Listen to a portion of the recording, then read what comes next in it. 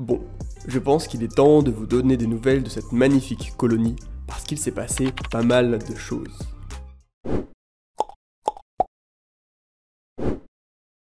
Tout d'abord, faisons un petit retour en arrière. Cette espèce, Acromyrmex octospinosus, est une espèce coupeuse de feuilles. C'est-à-dire que pour se nourrir, elles vont couper des végétaux pour nourrir un champignon qu'elles cultivent elles-mêmes. Autant vous dire que, à observer, ça promet d'être vraiment intéressant. Je les ai reçus à une période pas forcément facile, en automne, juste un peu avant l'hiver. Le champignon est très fragile, et les températures froides peuvent le détruire assez facilement. Et comble de malchance, la douane avait retenu le colis pendant un peu plus d'une journée. Autant vous dire que j'avais vraiment pas eu de chance.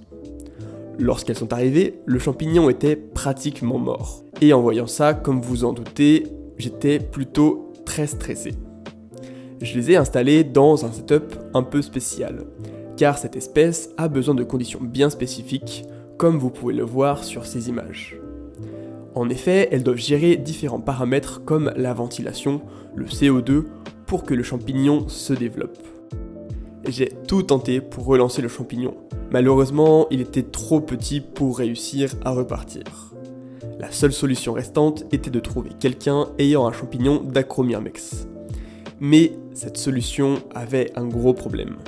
En hiver, les températures ne permettaient pas vraiment d'en envoyer. J'ai, après quelques difficultés, trouvé un site qui vendait des champignons d'une autre espèce de coupeuse de feuilles, celui d'Ata, mais qui expliquait que cela marchait aussi pour les Acromyrmex. Grand moment de joie, je m'empresse de l'acheter et le reçois quelques jours après. Après l'avoir inséré, plus qu'à attendre et de voir ce qu'il se passe. Au même moment, un grand débat s'est fait. Certaines personnes me disaient que cela n'était pas possible et pour d'autres c'était possible. De mon côté, bien évidemment, j'espérais que cela soit possible. En parallèle de cela, je leur donnais du liquide sucré, en espérant qu'elles le consomment et limitent leur consommation de ce champignon qui peinait à se développer. Quelques jours après, dans tous les cas, j'ai été fixé. Le champignon n'a pas réussi à se développer. Grosse déception, je commençais à être très stressé pour la suite parce que sans champignons, eh bien c'est leur seule source de nourriture pratiquement, alors la colonie allait commencer à dépérir. Mais malheureusement, peu de temps après, la reine est morte. À partir de ce moment, la colonie était condamnée. C'était vraiment triste, cette espèce était vraiment intéressante, j'avais pu faire de belles images, et c'était la première fois que j'avais une espèce aussi intéressante que celle-ci. Je me suis pas mal demandé les raisons dues à l'échec de cette colonie, et j'ai pu en discuter avec plusieurs personnes.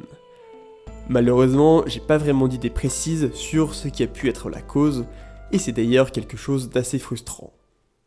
Mais tout ne s'arrête pas là. Après une pause de plusieurs mois, et plus que peu d'espèces dans mon élevage actuellement, je suis en train de réfléchir à retenter l'expérience avec les coupeuses de feuilles, que ce soit Acromyrmex ou bien les fameuses Ata cephalotes par exemple. Bon, j'avoue, le prix est un peu un frein, mais je commence à me renseigner. Je ferai les choses un peu différemment cette fois-ci et je pense que les conditions actuelles sont bien plus propices au développement de la colonie qu'il y a plusieurs mois. J'espère en tout cas vraiment pouvoir recommencer une série de vidéos sur les espèces coupeuses de feuilles parce que cette espèce est vraiment trop intéressante. Et on va finir cette vidéo sur cette fin très positive. N'hésitez pas à me dire si vous avez aimé et apprécié ce nouveau style de vidéo un petit peu différent de d'habitude.